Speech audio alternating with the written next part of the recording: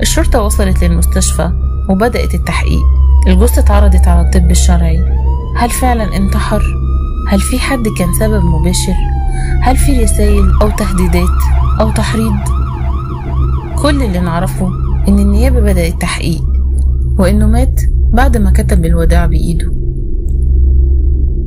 هو أبو النجا لاشين انتحر؟ للأسف. بس هو انتحر ليه؟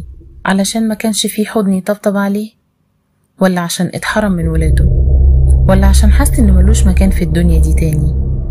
مش دايما بنلاقي إجابات، لكن اللي أكيد إن أي حد ممكن يكون مبتسم قدامك بس من جواه حرب محدش شايفها. الناس كلها بتتكلم عن أبو النجا دلوقتي، بس هو خلاص سابنا ومشي، وساب وراه سؤال صعب. لما الأب يتمنع من ولاده، هل بيبقى لسه عنده سبب يعيش عشانه؟ قبل ما تحكم على حد اسمعه، وقبل ما تبعد طبطب، لأنك مش عارف الحرب اللي بيحاربها لوحده. يمكن كلمة منك كانت تنقذه. اللي اختفى من قدامك فجأة ممكن يكون كان بيصرخ من جوه وانت ما خدتش بالك. خلي بالك، الكلمة ساعات بتنقذ حياة.